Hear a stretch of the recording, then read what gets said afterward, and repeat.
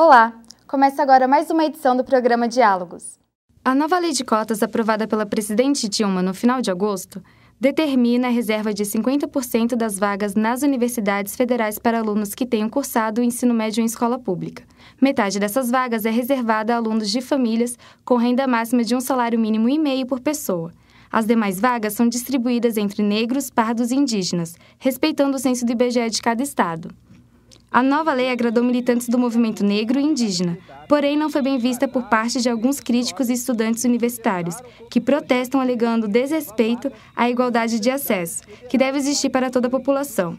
Afinal, o novo sistema de cotas será uma solução para a inclusão socio-racial nas universidades ou apenas uma maneira de encobrir o problema na educação? Este é o tema do Diálogos de hoje. Aqui no Diálogos de hoje nós temos a participação do professor da Universidade Federal do Amazonas, Carlindo Fausto Antônio, que é também militante do movimento racial, e também a participação do professor Leandro Tesler, ex-coordenador executivo da Conveste. Professor, para começar o debate nesse primeiro bloco, eu queria dar enfoque na questão racial.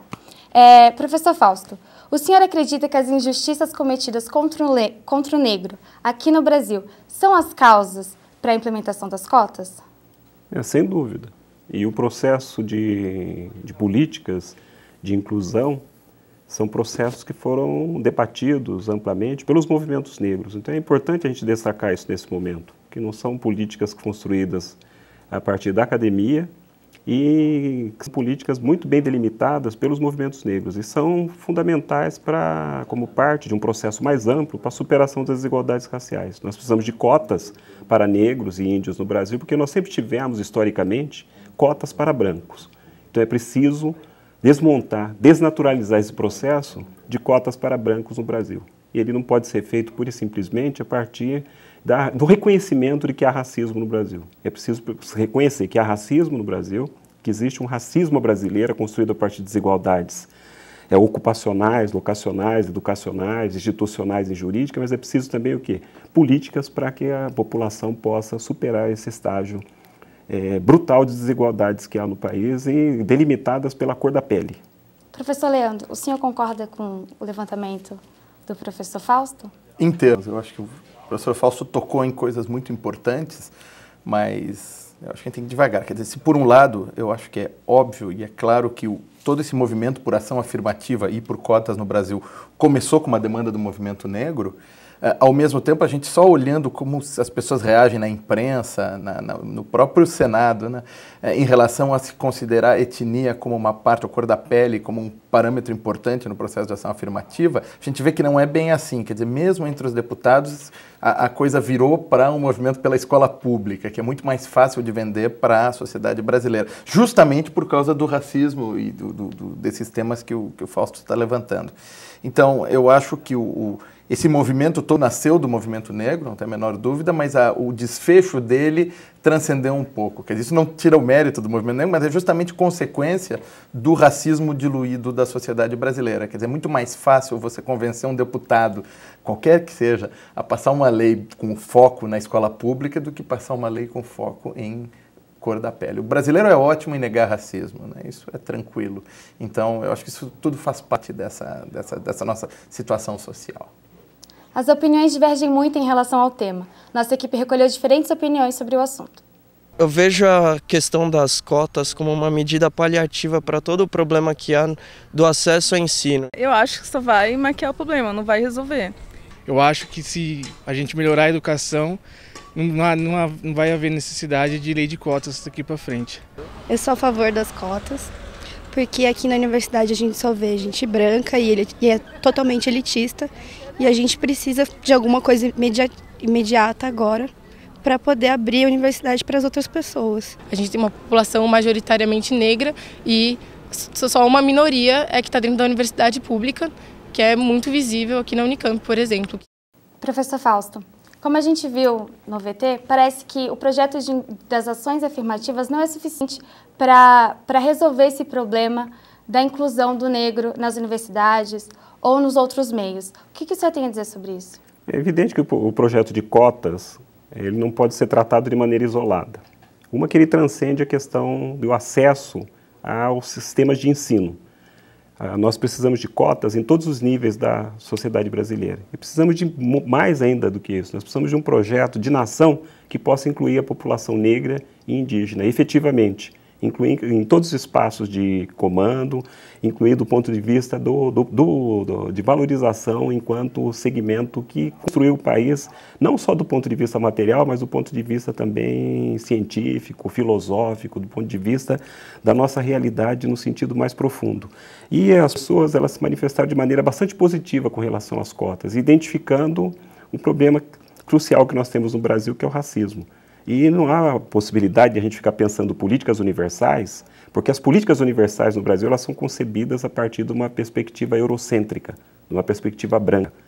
As pessoas falam de melhorar o ensino público, mas não é só a questão que está em debate, não é só de melhoria dos sistemas públicos de ensino, é de construir cidadania, de se construir uma nação que possa incluir os seus filhos.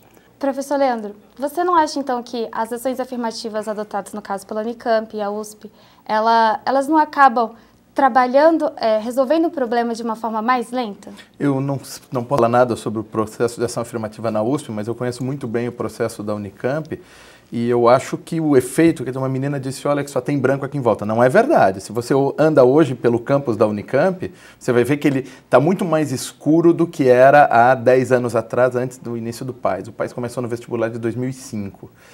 Se você entrar no campus da Unicamp, num curso noturno, ele vai ser significativamente mais negro do que os cursos diurnos. Quer dizer, isso a gente vê acontecendo, não precisa... Agora, eu tenho um receio em relação a cotas, né? Quer dizer, eu acho...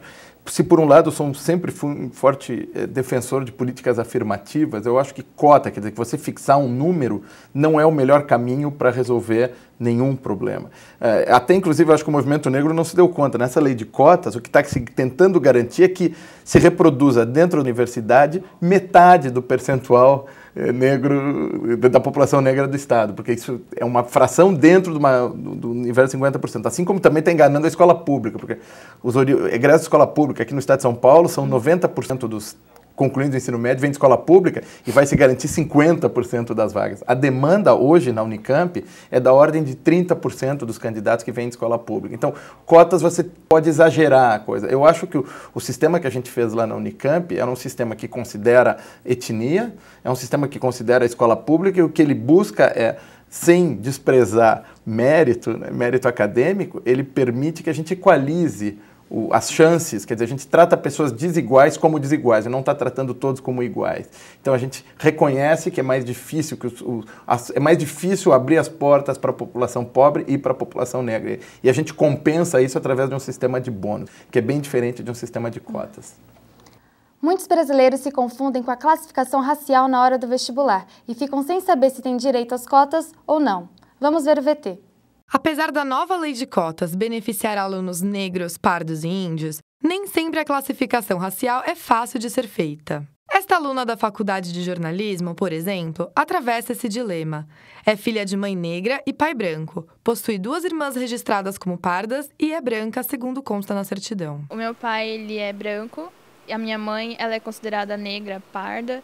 Então, eles casaram, tiveram 3 filhos. As primeiras certidões que a gente tirou, né, tá registrado que eu sou branca, as 2 são classificadas como pardas. Essa questão pode ser prejudicial, já que ela ainda pensa em prestar vestibular. Pegando meu caso, a minha irmã teve a mesma criação que eu. Os mesmos estudos, o mesmo pai, a mesma mãe, a mesma base. Chegando na faculdade, quando eu vou prestar um vestibular, teoricamente eu não tenho essa coisa de cotas. Ela já tem. Mas a gente teve a mesma base, não teria diferença, sabe? Então eu acho meio injusto essa parte, sim.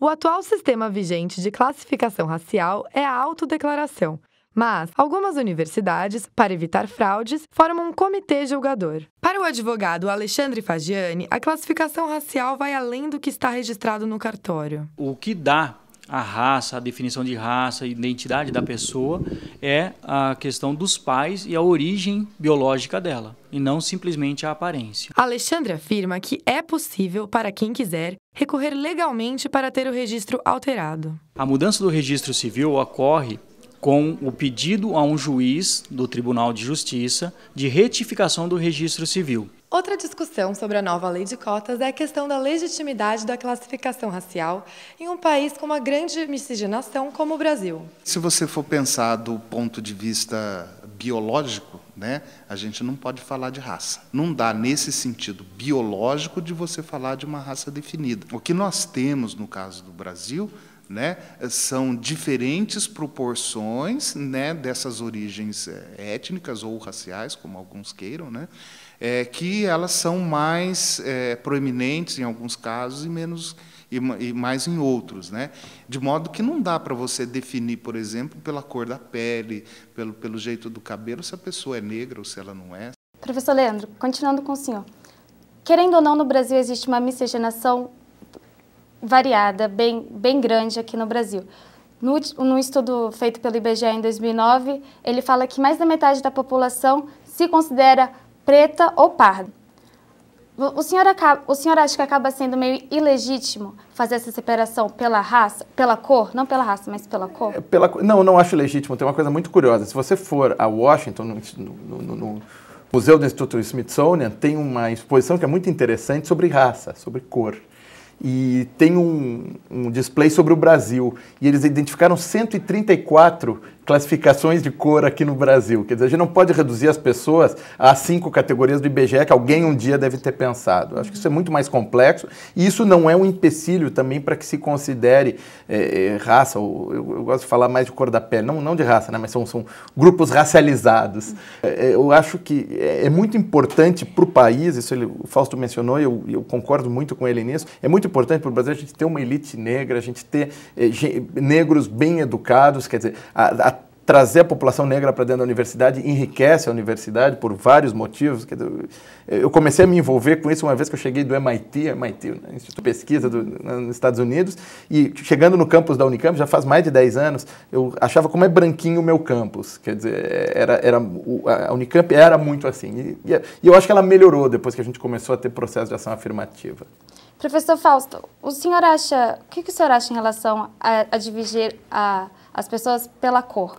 Você acha legítimo? A questão não é só legítima, é de compreensão.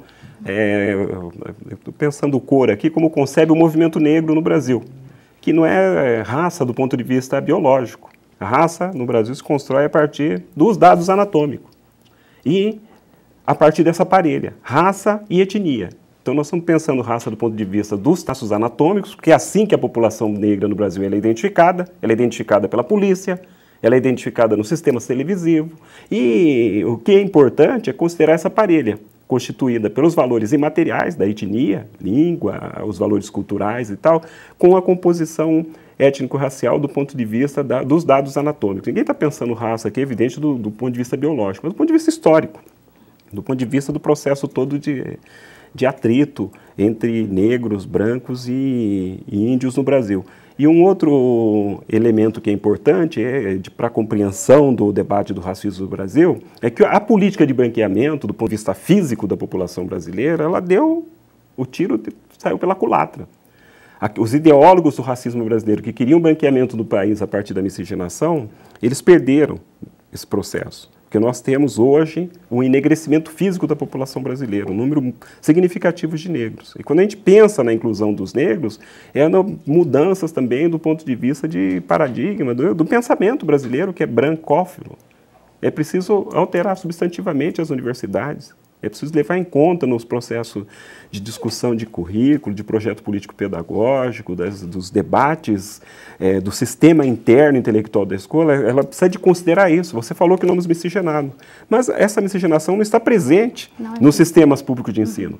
Nos projetos político-pedagógicos aqui no sistema público de ensino em Campinas, na rede municipal, eu analisei os projetos de mais de 80 escolas e não encontrei nenhuma referência à composição amarela da população brasileira, por exemplo. Que o brasileiro naturaliza isso. Só existe a Europa e só existe brancos no Brasil do ponto de vista da sistematização de conhecimento. Então, a lei, ela exige também essa discussão. E antes da política de cotas, nós tivemos aqui no Brasil, sancionada pelo governo Lula, a Lei 10.639, que diz respeito à inclusão do ensino da história da África, dos valores civilizatórios das matrizes negras e indígenas. E as escolas não trabalham com isso, as universidades não trabalham com isso.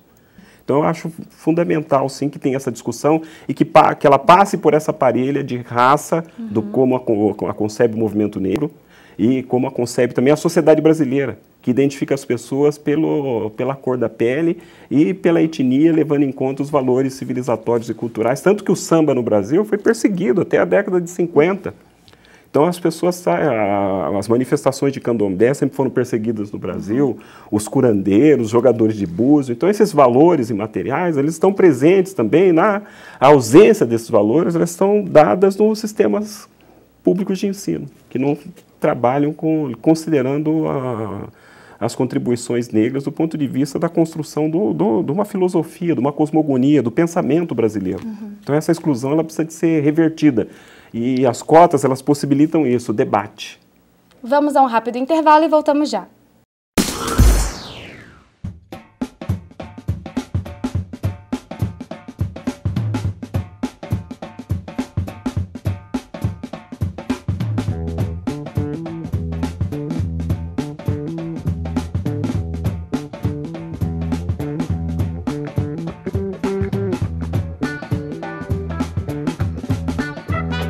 Participe deste ciclo.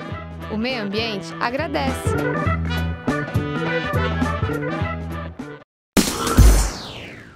O Diálogos está de volta e hoje estamos discutindo o tema das cotas raciais. Aqui no estúdio temos o ex-coordenador executivo da Conveste, professor Leandro Tesler, e o professor Fausto Antônio, militante do Movimento Negro. Apesar da lei ter sido aprovada apenas neste ano, a discussão sobre as cotas já existe há mais de 10 anos no Brasil. A primeira instituição de ensino a adotar o sistema de cotas no Brasil foi a Universidade do Estado do Rio de Janeiro, em 2003. A Universidade Federal de São Paulo foi a primeira do Estado a adotar o sistema de cotas em 2005. Já as principais universidades estaduais de São Paulo, USP, Unesp e Unicamp, rejeitam o novo sistema de cotas, com o argumento da prevalência do mérito na seleção. Defendem as ações afirmativas, que bonificam os candidatos vindos de escolas públicas com adição de pontos à nota final do vestibular. No caso da Unicamp, são adicionados 30 pontos à nota do estudante de escola pública e 10 pontos à nota dos autodeclarados pretos, pardos ou indígenas. Professor Fausto, é possível ver uma avaliação desses 10 anos do sistema de cotas que algumas universidades no Brasil já vêm adotando? Os dados que nós temos, as informações são bastante positivas. Os alunos que ingressaram pelo processo de cotas, eles têm desempenho bastante satisfatório, eles acompanham os cursos com bastante tranquilidade e é evidente que além do ingresso é preciso também ter outros mecanismos para que possibilite a ascensão desses alunos do ponto de vista social, econômico e tal, para que eles possam também acompanhar as demandas dos cursos. Mas até agora as pesquisas elas são extremamente positivas do ponto de vista de desempenho, porque há também aquele discurso falacioso que diz que os alunos vão rebaixar o processo intelectual e de conhecimento das universidades, e há aquela discussão também falsa de mérito. É evidente que as pessoas que ingressam hoje nas universidades de ponta no Brasil, elas ingressam por conta de condições construídas historicamente a partir de profundas desigualdades. São pessoas que têm acesso a cursinhos, que pagam R$2, R$3.000 por mês. É evidente que existe aí uma desigualdade brutal e o processo explícito de cotas, sim, para um determinado segmento da sociedade que é majoritariamente branco. E a questão central aí é de se debater o racismo mesmo.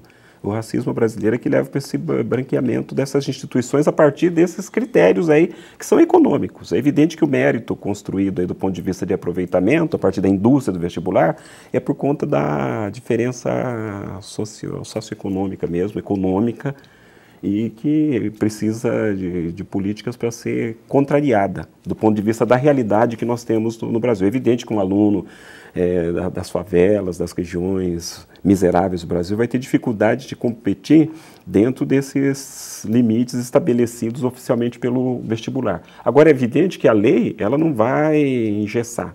Tanto que não acontece isso, que com o advento da Lei 10.639, que diz respeito à história da África, aos valores civilizatórios, os aportes linguísticos das matrizes negras e indígenas, nós não tivemos mudanças em determinadas instituições no Brasil. A implementação da lei ela não é algo automático. Ela demanda o quê? Toda uma discussão, participação da sociedade, constituição de grupos para acompanhar essa implementação, de formação de material pedagógico, de formação dos professores, de debate a propósito de currículo, de discussões que são muito mais complexas além da própria institucionalização da lei. Que é um dado importante, porque registra o quê? Uma posição de um segmento que sempre foi desconsiderado no Brasil. Então é um processo importante, mas que não esgota, é evidente, o debate. Professor Leandro, parece que o senhor discorda em parte do comentário. Eu acho que tem várias coisas que foram ditas. Primeiro, essa conversa de que o pessoal que entra por cotas tem um desempenho igual ou melhor do que os outros. Eu nunca vi nenhuma universidade que adota cotas mostrar números que provam isso. Quer dizer, na Unicamp a gente tem isso, a Unicamp não tem um sistema de cotas. E parece que se extrapolou o resultado da Unicamp como se a Unicamp tivesse cotas. Eu repito, já vi muita gente dizendo isso, eu estou trabalhando nessa área há muito tempo, eu nunca vi um dado de uma universidade que mostra objetivamente médias, avaliações melhores para cotistas do que para não cotistas. Segunda coisa, claro que a ideia de se colocar 50% dos alunos da universidade pública vindo da escola pública é muito legal. Numa universidade como a Unicamp, a demanda pelos cursos, infelizmente, é essa. Nós não temos mais do que 30%, 32% dos candidatos vindo da escola pública. Se você, por uma cota, ainda bem que no estado de São Paulo nós não temos ainda cotas, mas se você, por uma cota, determina que tem que ter 50% dos estudantes vindo da escola pública, você está violando um princípio da vida acadêmica no mundo inteiro. As universidades, o mérito é importante, o mérito medido de alguma forma. Então, no caso de ingresso, eu já disse, o vestibular não é a maneira mais perfeita de se avaliar o mérito, mas ela é uma maneira. Então, justamente essas diferenças às quais o Fausto se referiu, na Unicamp a gente compensa isso com essa adição de pontos, sem lançar mão de cotas. Cota não é a mesma coisa que ação afirmativa. Eu acho que se pode fazer ação afirmativa de uma forma muito melhor, muito mais criativa, usando processos outros que não cotas, porque cota determina a priori qual vai ser o percentual de determinados grupos dentro da universidade. Antes de continuar a entrevista, nossa reportagem foi conhecer a realidade de uma escola da periferia de Campinas. Vamos conferir o VT. Esta é a Escola Estadual Álvaro Cotomassi, localizada no Jardim Novo Maracanã, na região Campo Grande. Ela é apenas mais um exemplo das inúmeras escolas públicas brasileiras em estado precário e carentes de investimento. O que é que melhora a escola pública? Formação do professor. Ninguém vai querer ser professor com esse salário que recebe, com 40 alunos em sala de aula, tendo que dar 60 aulas. Segundo o coordenador, o que falta na escola não são cadernos, lápis ou canetas, mas sim professores qualificados e investimento na infraestrutura. Não existem salas de leitura, laboratórios e nem bibliotecários para a biblioteca montada na escola. Você tem livro, mas não tem bibliotecário, falta inspetor de aluno, falta uma pessoa na segurança da escola. Então, a escola, os investimentos que são feitos na escola são feitos a conta-gotas. Eles não dão conta de questões estruturais da escola, que é infraestrutura e principalmente formação do professor. Quando questionado sobre a lei de cotas, o coordenador faz uma metáfora. Você tem uma casa que a estrutura da casa foi mal feita, embaixo. E aí você me vem com uma tinta maravilhosa, bonita, entrega para mim e fala, você pinta as paredes e pinta o telhado da casa. Maravilhoso. É ruim? Não é ruim. Só que a casa tem um problema estrutural. Precisa ser feita uma reforma na estrutura da casa, tá certo? É isso que eu estou falando da escola pública. Precisa fazer uma reforma do ensino público. Sem projeto de país, ficamos fazendo remendos. Remendos que podem ser bons, podem ser interessantes, mas que, no meu modo de ver, não resolve a estrutura da escola. Para resumir o nosso debate, eu acho interessante levar as considerações finais de vocês para os nossos telespectadores, para eles entenderem qual é realmente a relevância do sistema de cotas raciais para a sociedade e para a educação também, de certa forma, aqui no Brasil. O que o senhor considera relevante nesse debate que abriu de novo aqui? Bom, eu falei desde o início, eu acho que uma lei de cotas que determine como é que as universidades devem selecionar seus estudantes não é boa para a sociedade, não é correta, não diz respeito à autonomia das universidades, diz respeito à estrutura das universidades. Mas já que essa lei está aí, né, eu acho bom que ela considere etnia, de novo, porque a sociedade brasileira ganha muito com a inclusão étnica que precisa acontecer. Eu acho que isso não é uma questão de reparação histórica, é uma questão de futuro. A gente quer um país melhor e um país melhor não pode abrir mão de uma parte importante da população. E para você, professor Fausto, como que você considera? Eu acho que o debate, sobretudo o debate, ele é importante. E eu penso nas políticas de cotas a partir das políticas para a superação das desigualdades raciais. Todo esse campo é subordinado à superação do racismo no Brasil, que é a questão, pensando todo, para chegar a ter um entendimento razoável das cotas, das políticas afirmativas ou de superação das desigualdades raciais. Eu acho extremamente importante por conta da promoção aí do debate e para a possibilidade de se construir uma outra perspectiva além do eurocentrismo que, infelizmente, naturalizado no Brasil.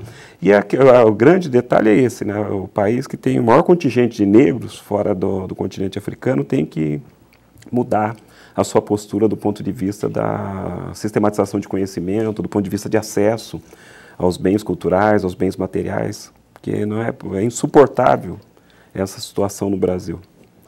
Eu queria agradecer novamente ao professor Leandro e ao professor Fausto por ter incrementado o nosso debate sobre o sistema de cotas. O programa Diálogos termina aqui e a gente se vê numa próxima.